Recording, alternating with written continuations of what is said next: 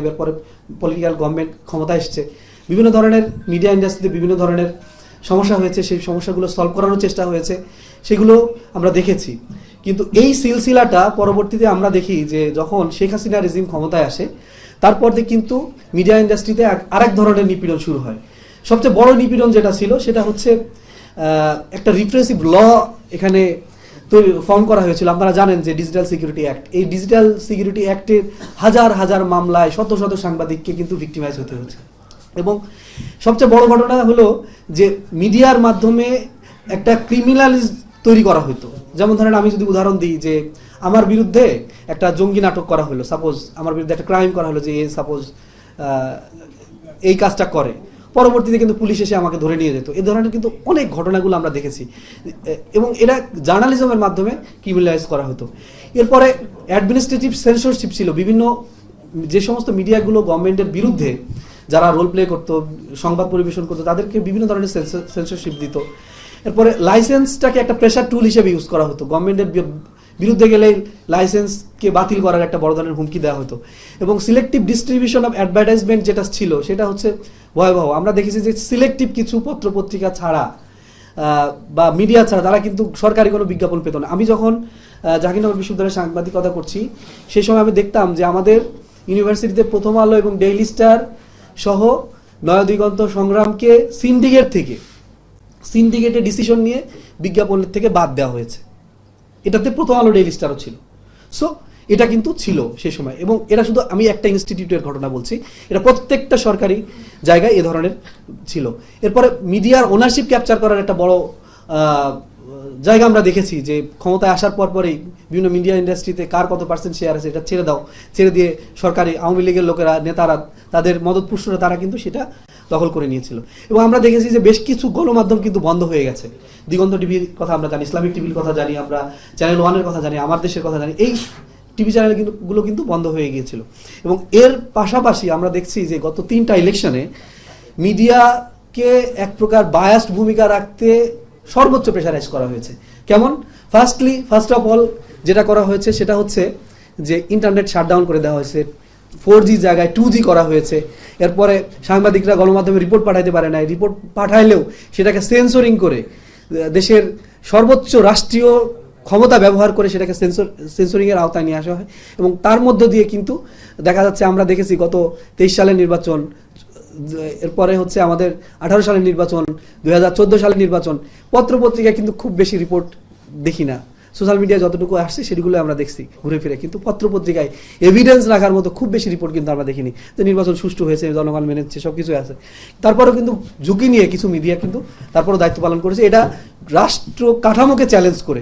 তো আমরা এই বিষয়টাকে অ্যাপ্রিসিয়েট করছি। হয়তোবা এই ধরনের সাহসী সাংবাদিকরা ছিলেন বলেই এই জুলাই বিপ্লবের সময় তারা কিন্তু ভূমিকা রেখেছে। এবং আমরা জানি, এখানে কয়েকটা উদাহরণ দিতে চাই যে আমি জুলাই রিভলিউশনের সময় আমি নিজে দেখেছি যে যখন আমরা 9 দফা নিয়ে বিভিন্ন হাউসে আমরা মুভ করছি, সেই সময় স্টেট মেকানিজম ব্যবহার করে এটাকে ভিলিফাই করার চেষ্টা করা হয়েছে যে না, এটা তো কিছুই না, এটা সামহাও কেউ টেক্সট লিখে পাঠিয়েছে, হয়ে গেছে। ডিজিএফআই, এনএসআই থেকে শুরু করে রাষ্ট্রীয় মেকানিজম তারা এটাকে বাদ দেওয়ার কথা বলেছে। 3 দিন প্রেস রিলিজের রিপোর্ট ছাপার পরে একটা হাউস থেকে আমাদেরকে ফোন করে বলা হলো যে তোমাদের প্রেস রিলিজ যাচ্ছে আব্দুল কাদেরের নামে, তাকে তো জঙ্গি হিসেবে ট্রিট করা হয়েছে, এখন থেকে তার নামে আর প্রেস রিলিজ দেওয়ার দরকার নাই। তখন আমরা কি করলাম? তখন আমরা আব্দুল্লাহ হান্নান মাসুদকে সামনে নিয়ে আসলাম। সো এই ঘটনাগুলো আমরা জানি, এই ঘটনাগুলো ঘটেছে। ইভেন আমরা পেন ড্রাইভে ভিডিও নিয়ে একজনের বক্তব্য নিয়ে বিভিন্ন মিডিয়া হাউসে দৌড়াদৌড়ি করেছি, কিন্তু এই রাষ্ট্র কাঠামো, ফ্যাসিবাদী রাষ্ট্র কাঠামো, রাষ্ট্রযন্ত্র ব্যবহার করে এগুলোকে চালাইতে দেওয়া হয় নাই। তো জুলাই বিপ্লবের সময় এটা জানি, শেখ হাসিনা রিজিমের সময় এই ঘটনাগুলো ঘটেছে। আমরা বিশ্বাস করতাম যে শেখ হাসিনা রিজিম চলে যাওয়ার পরে একটা পোস্ট রিভলিউশন এজে আমরা একটা সাম্য, সামাজিক সুবিচার, মানবিকতা, এই ধরনের একটা পরিবেশ আমাদের দেখতে পাবো।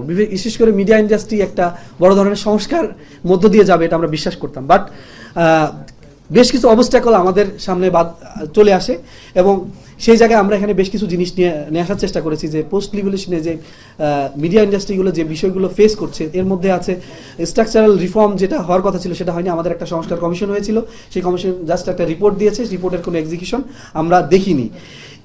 একটা পার্টিসান রিপোর্ট ওনারশিপ কিন্তু আমরা দেখছি যে এই মিডিয়াগুলোতে 5ই আগস্টের পরে কিছু কর্তা ব্যক্তি যারা মদতপুষ্ট মানুষজন তারা কিন্তু এই মিডিয়ার ওনারশিপ নিয়েছে, এবং এরপরে যেটা হয়েছে যে এডিটোরিয়াল কোনো ইন্ডিপেন্ডেন্স নাই। আমি রিভলিউশনের পরে বেশ কিছু মিডিয়া ইন্ডাস্ট্রির এডিটরদের সাথে আমাদের কথা হয়েছে, তারা এক প্রকার ভয়ের মধ্যে আছেন যে কেন ইন্ডিপেন্ডেন্টলি কিছু বলতে পারছে না, কারণ যদি আবার আওয়ামী লীগ ব্যাক করে, যদি বিএনপি ক্ষমতা এসে তাদের আবার সেন্সরশিপ দেয়, যদি আবার জামাত এখানে এসে হস্তক্ষেপ করে, অথবা ছাত্ররা এসে যদি আবার এখানে মব করে, মানে সবাই একটা ভীতিকর পরিস্থিতির মধ্যে আছেন।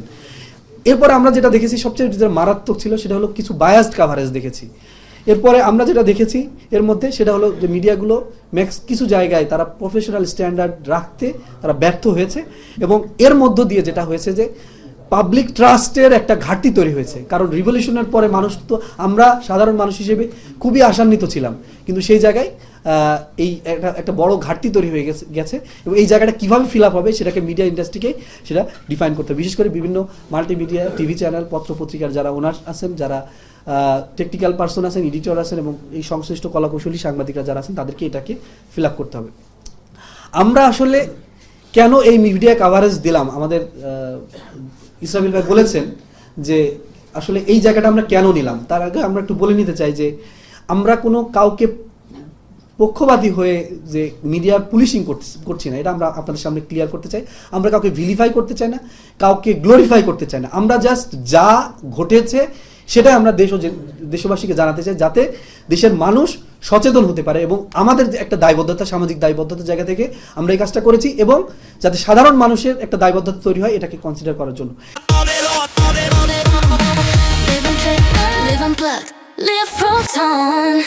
এবং আমরা কেন আসলে এই ইলেকশন কাভারেজটাকে বেছে নিলাম, এর পিছনের গল্প হচ্ছে যে প্রত্যেকদিন মিডিয়ায় প্রচুর রিপোর্ট হয়েছে। আমরা জানি যে কালকে একটা ঐতিহাসিক মুহূর্ত আসতে যাচ্ছে, যে মোস্ট প্রবাবলি একটা ফ্রি অ্যান্ড ফেয়ার ইলেকশন হতে যাচ্ছে। তো ফ্রি ফেয়ার ইলেকশন হওয়ার জন্য তো সবারই সমান কাভারেজ প্রয়োজন, লেভেল প্লেইং ফিল্ড প্রয়োজন। আমাদের নির্বাচন কমিশন থেকে কিন্তু তথ্য মন্ত্রণালয়ে একটা চিঠি ইস্যু করা হয়েছে যে সবাইকে যাতে সমান কাভারেজ দেওয়া হয়। তো তার পরিপ্রেক্ষিতে আমরা চিন্তা করেছি যে আমরা এই মিডিয়া কাভারেজটা একটু অ্যানালাইসিস করব। আমাদের অ্যানালাইসিস মেথডের মধ্যে যেটা আছে সেটা হলো যে জাস্ট আমরা পলিটিক্যাল পার্টিগুলার, স্পেশালি মেজর পলিটিক্যাল পার্টি এলাই বলতে আমরা বিএনপি এবং জামাতকে বোঝাচ্ছি, তাদের ইলেকশন ক্যাম্পেইনকে দিয়েছি। এখানে কোনো নেগেটিভ নিউজ নাই, জাস্ট ইলেকশন ক্যাম্পেইনে তারা দেশের বিভিন্ন জায়গায় যে গেছেন সেখানকার ছবি, সেখানে ভিডিও যেগুলো আমার গণমাধ্যমে প্রকাশিত হয়েছে সেগুলোই আমরা এখানে উপস্থাপন করার চেষ্টা করছি। এখানে কোনো নেগেটিভ নিউজ কনসিডার করা হয় নাই। এরপরে হচ্ছে ওপিনিয়ন্স অ্যান্ড এডিটোরিয়াল, আমরা হচ্ছে এটা অ্যাভয়েড করেছি, কারণ এটা অনেক সময় দেখা যাচ্ছে যে বিভিন্ন দৃষ্টিভঙ্গি থেকে আসে, এই জন্য আমরা এটাকে জাস্ট কাভারেজ। যারা ক্যান্ডিডেট, যারা ইলেকশন করছেন, যারা এমপি ক্যান্ডিডেট, তাদেরকে আমরা ফোকাস করার চেষ্টা করেছি। এই ক্যান্ডিডেটদের বাইরে দলের পক্ষ থেকে বিভিন্ন সময় বিভিন্ন প্রেস কনফারেন্স করা হয়েছে, এটাও কিন্তু একটা প্রচারের অংশ, বাট আমরা এটা বাদ দিয়েছি। আর এর পাশাপাশি সার্ভের টাইপ অনেক রিপোর্ট আছে যেটা বিভিন্ন দলের পক্ষে বিপক্ষে প্রচারণা ব্যবহৃত হয়েছে, এগুলো আমরা বাদ দিয়েছি। সো ইভেন ক্যান্ডিডেটের পক্ষে কেউ যদি সহযোগিতা করেন, সেই বিষয়গুলো আমরা টেকনিক্যালি সিলেক্টিভলি আমরা হচ্ছে আমাদের মেথডে অন্তর্ভুক্ত করেছি, এবং সেইগুলো আমরা আমাদের এই রিসার্চ মেথোডোলজিতে আমরা নিয়ে এসেছি। আমরা একটু দেখতে চাই যে আমরা আমরা আসলে অনেকগুলো মিডিয়া অ্যানালাইসিস করছি, বাট আমরা উপস্থাপন যেগুলো করব সেটি হচ্ছে BD news, Jago news, BSS Bangla, Dhaka post, Bangla Tribune. Online মিডিয়ার মধ্যে, প্রিন্ট মিডিয়ার মধ্যে মোট 9টা, প্রথম আলো, ডেইলি স্টার, সমকাল, কালের কণ্ঠ, আমার দেশ, ইত্তেফাক, যুগান্তর, ইনকিলাব এবং নয়া দিগন্ত। এবং টেলিভিশনের মধ্যে Somoy TV, Jamuna TV, BTV, news 24, Bangla Vision এবং চ্যানেল 24। আমরা চাইলে কিন্তু সব মিডিয়ায় করতে পারতাম, মানে এখানে উপস্থাপন আমাদের কাছে ডেটা আছে, বাট আমরা এখানে একটা স্যাম্পল হিসেবে এটাকে উপস্থাপন করার জন্য চেষ্টা করছি।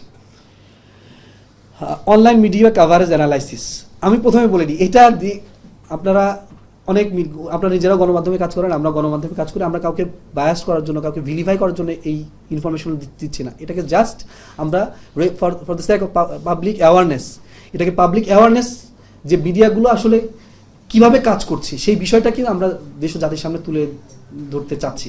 তো এই জন্য দেখা যাচ্ছে যে কোনো মিডিয়াকে আপনারা মনে করতে পারেন, যেহেতু আপনারাও সংশ্লিষ্ট গণমাধ্যমের সাথে জড়িত, আমরা আপনাকে করজোরে প্রথমে আমরা ক্ষমা চেয়ে নিচ্ছি যে এখানে আসলে কোনো ধরনের রিয়াক্ট না করার জন্য, এবং আমরাও চাই না যে কেউ কাউকে ভিলিফাই করি বা কাউকে একটু যে আপনি তো কাভারেজ কম দিচ্ছেন। আবার এটাও আমরা বলে রাখতে চাই যে এখানে হয়তো হইতে পারে যে হ্যাঁ জামাতের প্রতি বেশি কাভারেজ হয়ে গেছে অথবা বিএনপির প্রতি বেশি কাভারেজ দিয়ে ফেলছেন, তাহলে তো আপনি এখানে এক ধরনের বৈষম্য করছেন, এটাও যাতে না হয়। আমরা জাস্ট যা অ্যানালাইসিস করেছি তাই আপনাদের সামনে আমরা উপস্থাপন করার চেষ্টা করছি। তো আমরা একটু শুরু করতে চাই। আমাদের যে অনলাইন মিডিয়া পোর্টাল আমরা দেখেছি 5টা, BD news, BSS, Bangla, Dhaka post এবং বাংলা ট্রিবিউন। আপনারা দেখতে পাচ্ছেন আমরা এখানে অ্যানালাইসিস আমরা দিয়েছি। এই অ্যানালাইসিসটা হচ্ছে যে ইলেকশন কাভারেজ অর্থাৎ 22 জানুয়ারি থেকে 9 ফেব্রুয়ারি পর্যন্ত যতগুলো রিপোর্ট হয়েছে এই রিপোর্টের একটা কাভারেজ আমরা এখানে দেওয়ার চেষ্টা করেছি।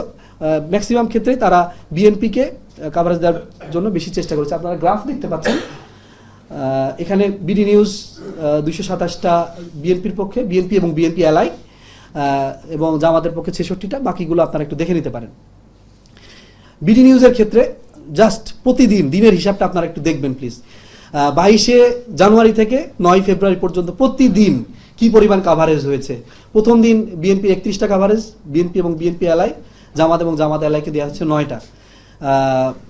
এর ধারাবাহিকভাবে আমরা 22 জানুয়ারি থেকে 9 ফেব্রুয়ারি পর্যন্ত আমরা এটাকে উল্লেখ করার চেষ্টা করেছি। একইভাবে বিএসএস বাংলা, যেটা রাষ্ট্রীয় গণমাধ্যম, সেই রাষ্ট্রীয় গণমাধ্যম আমরা তো অলরেডি নির্বাচন কমিশনের চিঠি দেখেছি, বিভিন্ন তথ্য মন্ত্রণালয়ের চিঠি দেওয়া হয়েছে। আমরা আশা করেছিলাম হয়তো একটা কাভারেজের ভারসাম্য থাকবে, বাট এটাকে আমরা দেখিনি। এটা তাদের হাউস পলিসির কারণে হয়তো দিয়েছে, এটাকে আমরা ব্যাখ্যা দেবো ইনশাল্লাহ। আপনারা একটু দেখে নিতে পারেন। প্রথম দিন বিএনপি এলার পক্ষে 21টা, জামাত এলার পক্ষে 4টা। শেষের দিনও আমরা দেখেছি যে প্রায় ডাবল কাভারেজ দেওয়া হয়েছে সরকারি গণমাধ্যমে। ঢাকা পোস্টের কাভারেজটা আমরা একটু দেখে নিতে পারি। ঢাকা ম্যাক্সিমাম ক্ষেত্রে চেক অ্যান্ড ব্যালেন্স করা হয়েছে, কিছু ক্ষেত্রে বিএনপিকে কাভারেজ বেশি দেওয়া হয়েছে কিছু দিন, বাট ওভারঅল তারা চেক অ্যান্ড ব্যালেন্সের মধ্যে দিয়ে গেছে। বাংলা ট্রিবিউন একই কাজ করেছে, বেশ কিছু ক্ষেত্রে জামাতকেও তারা বেশি কাভারেজ দিয়েছে, আর আবার কিছু ক্ষেত্রে তারা বিএনপিকেও কিছু দিন তারা বিএনপিকেও বেশি কাভারেজ দিয়েছে। বিশেষ করে 27 তারিখ এবং 28 তারিখ জামাতকে তারা বেশি কাভারেজ দিয়েছে, অন্যান্য দিন বেশি কিছু জায়গায় তারা সমানও করেছে। 2 ফেব্রুয়ারি তারা সমান কাভারেজ দিয়েছে, বাকিগুলোতে বিএনপিকে বেশি কাভারেজ দিয়েছে। আমরা জাগো নিউজের দেখি, তারাও কিছুটা চেক অ্যান্ড ব্যালেন্স কাছাকাছি, যদিও বিএনপির বেশি বা জামাতেরও কিছু বেশি আছে। বিশেষ করে 4 ফেব্রুয়ারি তারা জামাতকে অনেক কাভারেজ দিয়েছে, বেশি বিএনপির তুলনায়। 2 তারিখেও তারা বিএনপির তুলনায় জামাতকে বেশি কাভারেজ দিয়েছে, বাকি দিনগুলোতে তারা বিএনপিকে বেশি কাভারেজ দেওয়ার চেষ্টা করছে। এইগুলো ছিল আমাদের জাস্ট একটা স্যাম্পল হিসেবে। দেশে তো আসলে অনেক অনলাইন, সেই অনলাইন হিসেবে আমরা এই 4-5টিকে বাছাই করেছি। প্রিন্ট মিডিয়ার কাভারেজ যদি আমরা অ্যানালাইসিস করে দেখি, প্রিন্ট মিডিয়ার ক্ষেত্রে আমরা কয়েকটা জিনিস আমরা এখানে একটু দেখাতে চাই। সেটি হচ্ছে যে কি পরিমাণ রিপোর্ট করেছে, কয়টা রিপোর্ট হয়েছে, নাম্বার অফ রিপোর্টস, এবং ছবি কি পরিমাণ ছাপা হয়েছে। আমরা যদি দেখি এখানে আমাদের মোট 9টা প্রিন্ট গণমাধ্যম আমাদের এখানে কনসিডার আমরা করেছিলাম। সেক্ষেত্রে প্রথম আলো, ডেইলি স্টার, সমকাল, কালের কণ্ঠ, আমার দেশ, ইত্তেফাক, যুগান্তর, ইনকিলাব এবং নয়া দিগন্ত। এর মধ্যে এই 22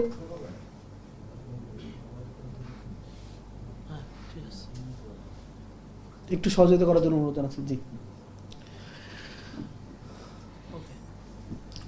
তো আমাদের এই 9টা গণমাধ্যমের মধ্যে আমরা যদি দেখি তাহলে এই কয়দিনে টোটাল প্রথম আলো 65টা রিপোর্ট কভার করেছে বিএনপি কাভারেজ, এবং 36টা করেছে জামাতের কাভারেজ। একইভাবে ডেইলি স্টার, সমকাল, কালের কণ্ঠ, আমার দেশ, ইনকিলাব, নয়া দিগন্ত জামাতের ক্ষেত্রে কিছুটা বেশি কাভারেজ দিয়েছে, বাকিগুলা বিএনপির ক্ষেত্রে বেশি কাভারেজ। বিশেষ করে ইনকিলাব, যুগান্তর সবচেয়ে বেশি কাভারেজ দিয়েছে, 2 গুণের বেশি, 3 গুণের কাছাকাছি।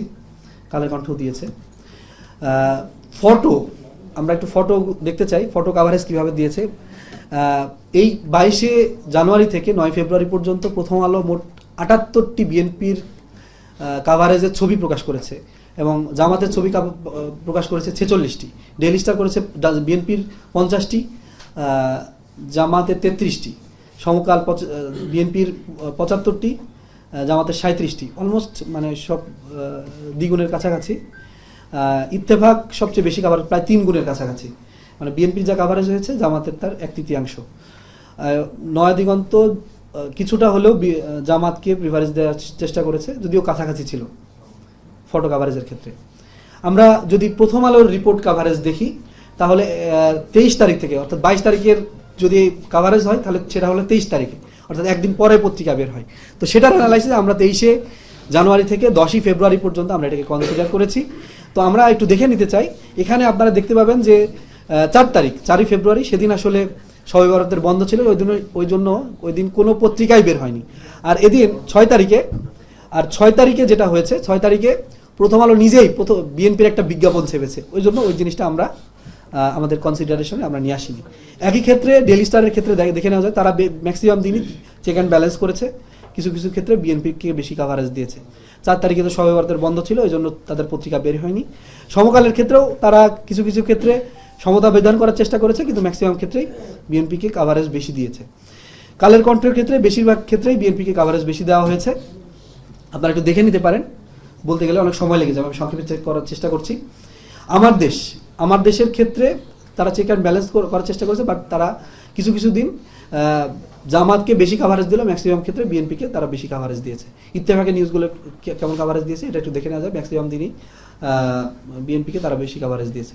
যুগান্তরটা দেখে নেওয়া যায়, যুগান্তর ক্ষেত্রে তারাও বিএনপিকে বেশি কাভারেজ দিয়েছে। ইনকিলাবের নিউজ বরাবরই 3 থেকে 4 গুণ বেশি কাভারেজ দেওয়া হয়েছে। নয়া দিগন্ত কিছুটা জায়গায় চেক অ্যান্ড ব্যালেন্স করলেও তারা জামাতকে কিছু কিছু জায়গায় বেশি কাভারেজ দিয়েছে, কিছু কিছু জায়গায় বিএনপিকে বেশি কাভারেজ দিয়েছে। আমরা টিভির ব্যাপারে কাভারেজ অ্যানালাইসিস করতে চাই। টিভি তো বাংলাদেশে অনেকগুলা, বাট আমরা এখানে স্যাম্পল সাইজ হিসেবে আমরা 4টা টিভি অ্যানালাইসিসগুলো নিয়ে এসেছি, এবং এই অ্যানালাইসিসগুলোটা টিভিটা একটু ভিন্ন, এবারে আমরা এটা একটু বলতে চাই। সেটি হচ্ছে যে টিভি তো সারাদিনই খবর হয়, আমরা এখানে 2টা সেগমেন্টের খবরের অ্যানালাইসিস আমরা করেছি, সন্ধ্যা এবং রাতের বুলেটিন অ্যানালাইসিস করেছি, এবং এই সন্ধ্যা এবং রাতের বুলেটিন অ্যানালাইসিস করার মধ্য দিয়ে আমরা এই 2 বড় জোট, এই জোটকে কে কত মিনিট কাভারেজ দিয়েছে এটার একটা প্রিসাইজ ভ্যালু ডিটারমাইন করে আমরা এখানে উপস্থাপন করার চেষ্টা করছি। এখানে আমরা মোট এখানে আমরা মোট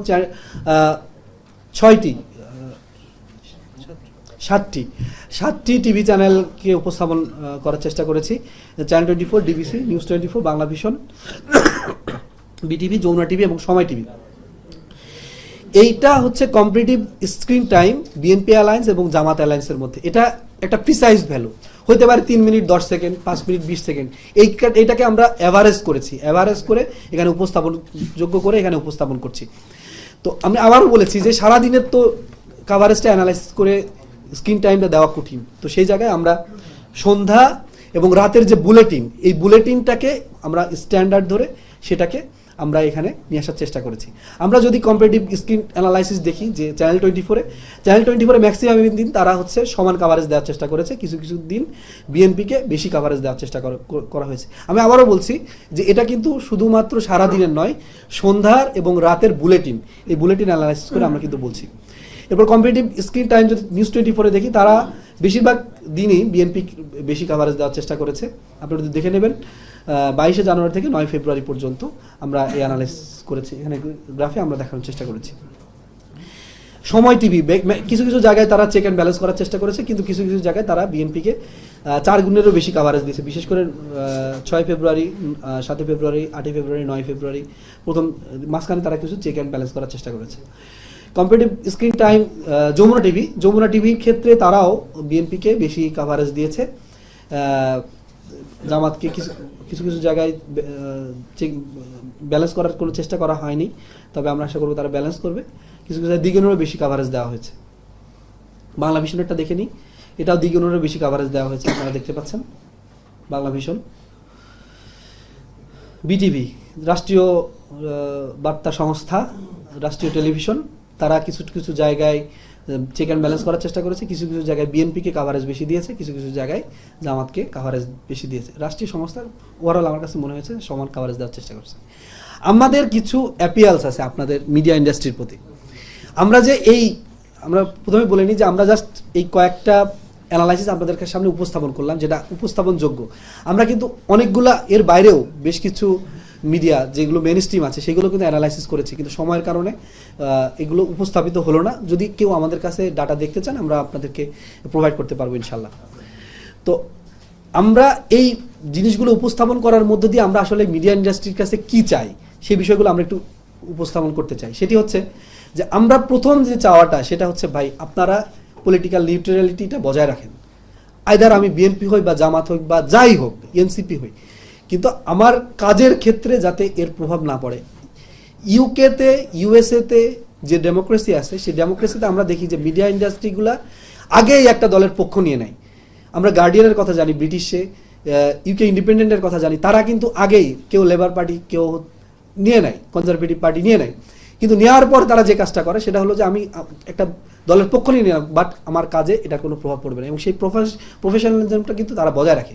তো আমাদের তো পলিটিক্যাল আইডিওলজি প্রত্যেকের কেউ কোনো কোনো কারোর সফটনেস আছে, বায়াসনেস আছে, থাকতেই পারে, এটা থাকবেই, কারণ আমরা একটা সামাজিক জীব, আমাদের সমাজে বসবাস করতে হয় এবং আমরা এর মধ্যে দিয়ে বড় হই, এবং আমাদের বিভিন্ন রাজনৈতিক দলের প্রতি বা সামাজিক সংগঠনের প্রতি বা কোনো দৃষ্টিভঙ্গির প্রতি আমাদের অ্যাফিয়ার্স থাকতে পারে, বাট প্রফেশনাল জায়গায় যেটা আমার ক্ষতি হওয়ার প্রয়োজন সেই জায়গায় আমরা সাংবাদিক এবং গণমাধ্যমকে বলতে চাই যে তারা যাতে অবশ্যই পলিটিক্যাল নিউট্রালিটিটা অবশ্যই বজায় রাখেন।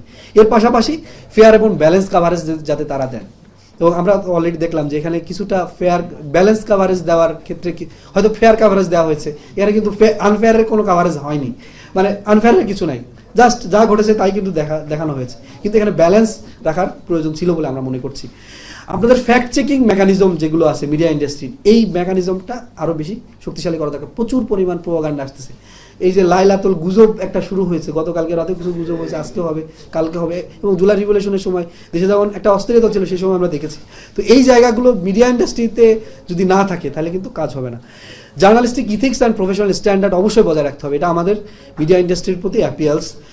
এছাড়া এই আমাদের যে নিউজ অপিনিয়নগুলো আছে, এই অপিনিয়নগুলোর সাথে আমাদের যে নিউজ হবে সেটার মধ্যে বৈসাদৃশ্য থাকতে হবে। আমি একটা অপিনিয়ন লিখতে পারি ডেইলি স্টারে সমকালে, কিন্তু আমার অপিনিয়নটা কিন্তু একটা নিউজের সাথে যে নিউজম্যান বা যিনি নিউজ করেন সেটাতে যদি প্রতিফলিত হয়ে যায়, বা একজন নিউজম্যান তার অপিনিয়নটা যদি নিউজে প্রতিফলিত হয়ে যায় তাহলে কিন্তু প্রফেশনাল স্ট্যান্ডার্ডটা থাকে না।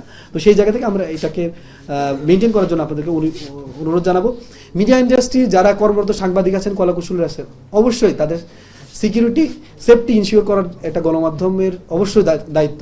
আমাদের জুলাই বিপ্লবে অনেকেই শাহাদাত বরণ করেছেন, অনেক সাংবাদিক শহীদ হয়েছেন, আহত হয়েছেন, প্রত্যেক দিন সাংবাদিকরা হ্যারাসের শিকার হচ্ছেন। তো সেই জায়গায় আমরা মনে করি যে অবশ্যই এই সেফটি এবং সিকিউরিটি মেজারমেন্টটা মিডিয়া ইন্ডাস্ট্রি তাদের রেসপেক্টিভ যে কর্মক্ষেত্র আছে সেখানে মেনটেন করবে। এর পাশাপাশি যেহেতু কালকে ইলেকশন, তো ইলেকশনের যে ল আছে, অর্ডার আছে এবং রেস্ট্রিকশন আছে, লিগাল রেস্ট্রিকশন, সেগুলো অবশ্যই মিডিয়া মেনে চলবে, এটা আমরা মনে করি। এবং আমরা অবশ্যই একটা ডেমোক্রেসি ফ্লারিশ করার সবচেয়ে গুরুত্বপূর্ণ জায়গা হচ্ছে একটা ভালো সিভিল সোসাইটি গড়ে তোলা। এই ভালো সিভিল সোসাইটি যদি আমরা রিফর্ম না করতে পারি তাহলে কিন্তু আমাদের ডেমোক্রেসি ফ্লারিশ করবে না, এবং ডেমোক্রেসি যদি ফ্লারিশ না করে কিন্তু আবার আমাদের ফ্যাসিবাদ ঘাড়ে চেপে পড়বে। সুতরাং এই জায়গায় অবশ্যই ইন্ডিপেন্ডেন্ট এক্সপার্ট এবং যারা সিভিল সোসাইটি আছে তাদের স্পেস করে দিতে হবে, তারা মিডিয়াতে যাবে, কথা বলবে, সমাজের সমালোচনা করবে, যারা পলিটিক্স করতেছে তাদেরকে ক্রিটিসাইজ করবে। এটার মধ্য দিয়ে কিন্তু ডেমোক্রেসিটাকে ফ্লারিশ করবে, এবং এটার মাধ্যমে মিডিয়া ইন্ডাস্ট্রি একটা ভালো ভূমিকা রাখবে।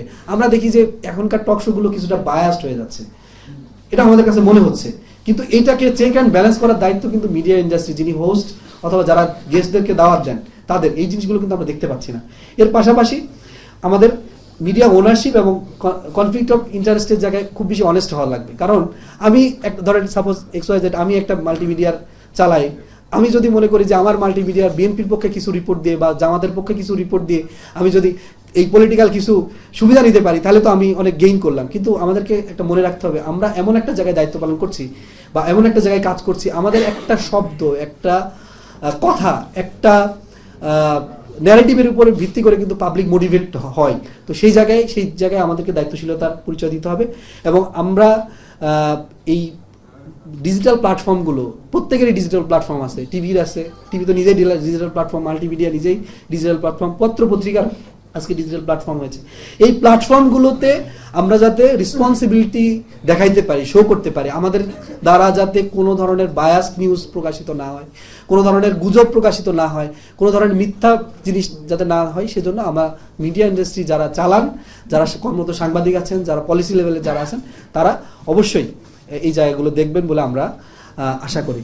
তো সম্মানিত সাংবাদিকবৃন্দ এবং আজকের এই প্রোগ্রামে উপস্থিত অতিথিবৃন্দ, আপনাদেরকে ধন্যবাদ জানাচ্ছি। আপনারা অনেক কষ্ট করে এসেছেন, অনেক সময় ধরে এসেছেন। আমাদের মেসেজ হচ্ছে যে আমরা একটা ফ্রি ফেয়ার মিডিয়া ইন্ডাস্ট্রি চাই, সেই জায়গা থেকে আমরা আমাদের বিষয়গুলো উপস্থাপন করার চেষ্টা করছি। ধন্যবাদ সবাইকে। যদি কোনো প্রশ্ন যদি থাকে আমরা প্রশ্ন নেব ইনশাআল্লাহ। আচ্ছা, প্রশ্ন উত্তরটা শেষ হোক। জি জি, যদি কোনো প্রশ্ন থাকে তাহলে আমরা আপনাদের কাছ থেকে দু একটা প্রশ্ন নিতে পারি।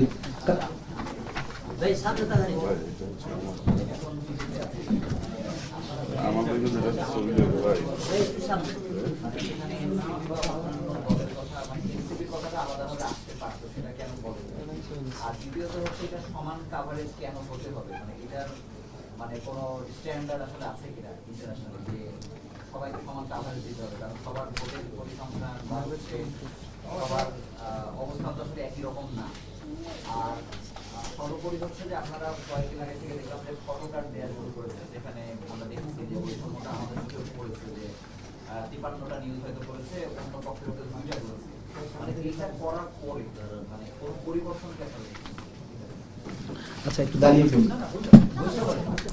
আচ্ছা, ফার্স্ট অফ অল ধন্যবাদ জানাচ্ছি কোশ্চেন করার জন্য। প্রথম কোশ্চেন হচ্ছে যে আমরা জামাতের আমির ডাক্তার শফিকুর রহমান এবং বিএনপির যিনি চেয়ারপারসন তারেক রহমান, তার শিডিউলটা আমরা দেখেছি এবং শিডিউল দেখার পর আমাদের কাছে মনে হয়েছে এবং আমরা অ্যানালাইসিস করে যেটা পেয়েছি সেটা হচ্ছে যে দুই দলই কিন্তু সমান প্রোগ্রাম রেখেছে সারা দেশে, এবং সমান প্রোগ্রাম রাখার কারণে তারাও কিন্তু প্রত্যেক দিনই তারা বিভিন্ন জায়গায় দেশের বিভিন্ন প্রান্তরে গিয়েছে, বিভিন্ন জায়গায় কভারেজ দিয়েছে। তো এই জায়গায় এটা যদি এরকম হতো যে বিএনপি 10টা প্রোগ্রাম করেছে, জামাত করেছে 5টা, তাহলে কিন্তু কভারেজের হেরফের হতে পারত। কিন্তু আমরা যেটা দেখেছি যে স্কেডিউল অনুযায়ী তারা সমান প্রোগ্রাম করেছে। তো স্বাভাবিকভাবে তারা যখন সমান প্রোগ্রাম করেছে, সমান কভারেজটাই আসা উচিত, নাম্বার 1। দ্বিতীয়ত হচ্ছে ইলেকশন কমিশন তথ্য মন্ত্রণালয় একটা চিঠি দেয় যে বিভিন্ন মিডিয়া ইন্ডাস্ট্রি আছে তাদের কাছে জানানো হয় যে তারা যাতে ইলেকশনে সমান কভারেজ পায়। তো সেই মেসেজটা আমাদের কাছে ছিল, ওই জায়গা থেকে আমরা বিশ্লেষণ করার চেষ্টা করছি। দ্বিতীয় কোশ্চেনটা হলো যে আমরা আমাদের ফটো কার্ডগুলো আমরা দিয়েছি, কিছু কিছু জায়গায় চেক অ্যান্ড ব্যালেন্স করেছি কিনা আমরা জানি না, তবে আমাদের কাছে মনে হচ্ছে কিছু কিছু জায়গায় আপনারা দেখেছেন যে কিছু কিছু মিডিয়া চেক অ্যান্ড ব্যালেন্স করার চেষ্টা করেছে, আমরা তাদেরকে অ্যাপ্রিসিয়েট করছি। আমরা কিন্তু প্রথমে বলেছি আমরা কাউকে ভেরিফাই করছি না, কাউকে দোষারোপ করছি না, বা আমরাও নিজেরা কারোর প্রতি বায়াসড হয়ে তার পক্ষে প্রেসক্রাইব করছি, ব্যাপারটা আসলে এরকম নয়। আমরা আমাদের জায়গা থেকে প্রথমেই ক্লারিফাই করার চেষ্টা করেছি যে জুলাই রিভলিউশনের পরে সাম্য, মানবিক মর্যাদা, সামাজিক সুবিচার, এই থিমগুলো নিয়ে দেশের প্রত্যেকটি সেক্টরে কাজ হওয়ার কথা ছিল এবং সাম্য অবস্থা বিরাজ করার কথা ছিল। তো সেই জায়গায় আমাদের কাছে মনে হয়েছে যে এই মিডিয়া ইন্ডাস্ট্রিটা সামহাও এই ওয়ার্ক কাজ করছে না, কারোর প্রতি ঝুঁকে যাচ্ছে অথবা কারোর বিরুদ্ধে মানে অ্যাক্টিভিজমের জায়গায় চলে যাচ্ছে। আমি যখন সাংবাদিক এই জাহাঙ্গীরনগর বিশ্ববিদ্যালয়ে সাংবাদিকতা করতাম, তখন আমাদের এক স্যার বলতেন যে তোমরা সাংবাদিকতা করবা কিন্তু তোমরা অ্যাক্টিভিজম করতে পারবে না। তো আমার কাছে মনে হয়েছে যে মিডিয়া ইন্ডাস্ট্রি হলো কেউ অথবা ভুল করে হোক, ইন্টেনশনালি হোক, যেভাবে হোক, এটাকে অ্যাক্টিভিজমের পর্যায়ে চলে যাচ্ছে। এটা জুলাই রিভলিউশনের পরে কিন্তু আমরা এক্সপেক্ট করে, আমাদের কথা শুনতে খারাপ লাগলেও আমি প্রথমে বলেছি ক্লারিফাই করতে চাই, আমরা কাউকে ভিলিফাই করতে চাই না। তো এটা চলে যাচ্ছে, এটা আমাদের আত্মসমালোচনার মধ্যে রাখা উচিত, রাখা দরকার, এবং সেই জায়গায় আমাদের জায়গা থেকে আমরা জাস্ট ফটো কার্ড দেওয়ার চেষ্টা করেছি, ইনফরমেশনগুলো দেশবাসীকে জানানোর চেষ্টা করেছি। এবং চেঞ্জ যদি কেউ করেন তাহলে তো সেটা তার ব্যাপার, তার রেসপন্সিবিলিটি জায়গা থেকে করবেন, আমরা সেটাকে অ্যাপ্রিসিয়েট করি। জি, আপনারা দেখাচ্ছিলেন যে প্রত্যেকটা হাউস কিভাবে বেশি দেখিয়েছেন, কেউ কম দেখিয়েছেন, কেউ অনেক ভালো সমাধান করার চেষ্টা করছেন। আমার প্রশ্নটা হলো যে এভাবে কোনো দলকে বেশি দেখানো, কোনো দলকে কম দেখানোর ক্ষেত্রে নির্বাচন যত গণিয়েছে আমরা দেখেছি যে রাজনৈতিক দল ঘটেছে, ওই ক্ষেত্রে কোনো প্রভাব পড়েছে বলে আপনি মনে করছেন? দেখুন, এখানে আমরা প্রথমেই ক্লারিফাই করেছি যে আমরা জাস্ট একটা দলের রাজনৈতিক প্রচারণার কভারেজ দিয়েছি এখানে, কারণ সারা দেশে তো অনেক ঘটনাই ঘটেছে, প্রচুর অনেক ভায়োলেন্সের ঘটনা আমাদের কাছে এসেছে, নারী নিপীড়নের ঘটনা এসেছে, মারধরের ঘটনা এসেছে, অনেক ধরনের ঘটনা ঘটছে। এটা ইলেকশনকে সামনে রেখে আমরা বিগত ইলেকশনগুলোতে যেভাবে দেখেছি তার চাইতে বরং কমই হয়েছে। 2023 সাল, 2014 সাল, 2018 সালে যে পরিমাণ ভায়োলেন্স হয়েছে তার চাইতে কিন্তু অনেক অনেক গুণ কমই হয়েছে, এটা আমরা আশাবাদী। কিন্তু আমরা এগুলো দেই নাই, আমরা জাস্ট কাভারেজটা দিয়েছি, কাভারেজ অ্যানালাইসিস করে দিয়েছি। কাভারেজটা দেওয়ার কারণ হলো যে ধরেন তারেক রহমান সিলেটের কোন একটা প্রান্তে একজন মানুষের কাছে পৌঁছাতে পারেন নাই,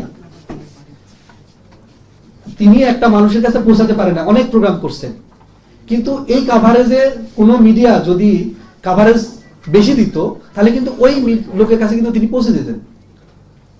আবার এই ধরেন ডাক্তার শফিকুর রহমান, তিনি সব মানুষের কাছে পৌঁছে গেছেন, তাকে যদি মিডিয়া কম কাভারেজ দিত তাহলে কিন্তু সব মানুষের কাছে উনি নাও পৌঁছাতে পারতেন। তো এই জায়গায় যদি হচ্ছে চেক অ্যান্ড ব্যালেন্স করা হয় তাহলে আমরা মনে করি যে এট এ টাইমে দুইটা পলিটিক্যাল অ্যালাই সমভাবে সব মানুষের কাছে পৌঁছাতে পারে এবং তাদের মেসেজগুলো বলতে পারে। এবং এর মধ্যে দিয়ে যেটা হবে সেটা হচ্ছে যে মানুষ সচেতন হবে। মানুষ সচেতন হলে যেটা হবে যে মানুষ তারেক রহমান বা বিএনপি অ্যালাই সম্পর্কে যদি সচেতন হয়, জামাত অ্যালাই সম্পর্কে যদি সচেতন হয়, তাহলে মানুষ ঠিকঠাক জায়গায় ভোটটা দিতে পারবে। এটা পাবলিক অ্যাওয়ারনেস ক্রিয়েট হবে।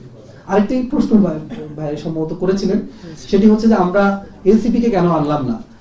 আসলে আমরা বিএনপি এলআই আমরা যে ডাটাগুলো দেখিয়েছি এগুলো মূলত হচ্ছে আমরা প্রথমে বলেছি যে আমরা মেজর দুটো পলিটিক্যাল পোর্শনকে ভাগ করেছি এবং আপনারা দেখবেন যে ম্যাক্সিমাম কাভারেজ গুলা হয়েছে আইদার বিএনপি এলআই অথবা জামাত এলআই হিসেবেই এসেছে। বাকিগুলা এনসিপি বা বিএনপির অন্য যারা আছে তাদের কাভারেজটা খুবই কম এসেছে। এই কারণে আমরা দুইটা বড় পক্ষের সাথে এটাকে যোগ করে দিয়েছি। এই কারণেই মূলত আমরা দুইটা পোর্শনে দিয়েছি। আমার একটা প্রশ্ন ছিল জি, যে এখানে কিন্তু বাংলাদেশের একটি পত্রিকায় মানে আমি নাম উল্লেখ করে বলতে চাই প্রথম আলো তো তাদের যে লোকবল মানে আমি জাস্ট বোঝার জন্য আপনার সাথে আলাপটা করতেছি প্রশ্ন আকারেই যে তাদের যে লোকবল নির্বাচনের প্রক্রিয়ায় কিন্তু সেই আকারে বাড়ে নাই। তো তাদের একটা তো প্রত্যেক হাউজের একটা সীমাবদ্ধতা আছে বা কাছাকাছি বা ওই যে আপনি বলতেছেন রিমোট এলাকায় হয়তো তাদের একটা প্রতিনিধি নাই, হয়তো কাছে আছে, নানান কারণেই হয়তো শিডিউল অনুসারে তারা এটা সাজাইছে, কিন্তু আমাদের কাছে মনে হচ্ছে এটা বেশি। কিন্তু আসলে কি বাস্তবে বেশি এর প্রমাণ কি আপনারা যেটা বললেন আপনি রিসার্চ করে দেখেছেন?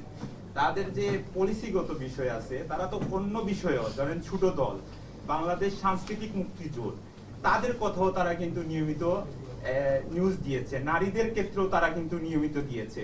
নির্দলীয় প্রার্থী বলতে বিদ্রোহী প্রার্থী না, স্বতন্ত্র প্রার্থী যারা বিভিন্ন এলাকায় করছেন তাদের নিউজও কিন্তু ওরা কাভারেজ করছে।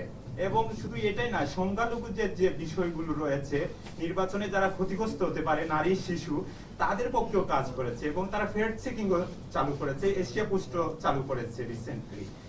এই কাজগুলোকে কি আপনি শুধু যদি এক ধরনের একাডেমিক থেকে দেখেন সেটা কি আমাদের কোনো নেতিবাচক প্রভাব এই ভোটের আগের দিন পড়বে কিনা, আপনি এটা মনে করেন কিনা? না, আমরা তো অবশ্যই কোনো হাউস যদি এই ধরনের এই ধরনের কাজগুলো করে আমরা তো অবশ্যই অ্যাপ্রিশিয়েট করবো। আমি প্রথম আলো নিজেও দেখেছি এবং আমাদের কাছে ডাটা আছে, আমরা দেখেছি যে শুধু প্রথম আলো না বেশ কয়েকটা পত্রিকা তারা আলাদাভাবে স্বতন্ত্র কাভারেজ দিয়েছে। ইভেন সবচেয়ে মজার ব্যাপার একটু বলি, সেটা হচ্ছে বিএসএস এর স্বতন্ত্র প্রার্থীদের যে কাভারেজ দিতে হয় এটার কোনো আইটেম কিন্তু বিএসএস এর বাংলায় ছিল না। যখন আমরা এই ফটোগ্রাফ দেওয়া শুরু করলাম তারা কিন্তু আলাদাভাবে এই কাভারেজটা দেওয়া চালু করছে। এটাকে আমরা অ্যাপ্রিশিয়েট করছি এবং আমরা চাই যে প্রত্যেকটা গণমাধ্যমই এই রিসপেক্ট তাদের এই জায়গা থেকে তারা এই দায়িত্বটা পালন করুক। আমি প্রথমে বলেছি যে এখানে হয়তো কারো কাভারেজ বেশি হয়েছে, কারো কাভারেজ কম হয়েছে, এটা মুখ্য বিষয় না। মুখ্য বিষয়টা হচ্ছে যে পত্রিকাগুলো ঠিকঠাক মতো দায়িত্ব পালন করতেছে কিনা। হ্যাঁ, আমরাও স্বীকার করে নিচ্ছি আমাদের মেথোডোলজি অনেক ইরোর থাকতে পারে। যারা রিসার্চ করেন 2%, 4%, 5%, 10% আমাদের ইরোর থাকতে পারে। তবে আমরা এই তথ্যগুলো জানানোর উদ্দেশ্যটা হলো যে পাবলিক অ্যাওয়ারনেসটা তৈরি হয় এবং মিডিয়া ইন্ডাস্ট্রিতে আমরা যারা কাজ করছি তাদের আগ্রহ বাড়ে। হ্যাঁ, প্রথম আলো অনেকগুলো কাজ করে, আমি আপনার সাথে একমত, তারা আলাদাভাবে কাভারেজ দেওয়ার চেষ্টা করেছে এবং আমরা চাই যে এটা শুধু প্রথম আলো বা এশিয়া পোস্ট না বা অন্যান্য পত্রিকা প্রত্যেকটা মিডিয়া যাতে তাদের রেসপন্সিবিলিটির জায়গা থেকে এই কাজটি করে। ধন্যবাদ। জি ভাই।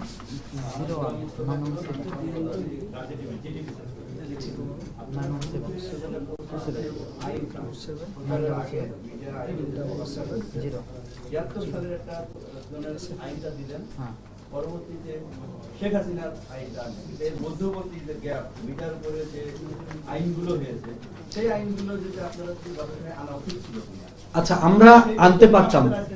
আচ্ছা, আমরা অবশ্যই জানাতে পারতাম, প্রেজেন্টেশনটা আরেকটু বড় হয়ে যেত আমাদের কাছে। কিন্তু আমরা প্রথমে বলেছি যে আমরা কিন্তু আরো অনেকগুলো মিডিয়া অ্যানালাইসিস করছি, বাট স্যাম্পল হিসেবে এই জিনিসগুলো নিয়ে আসছি।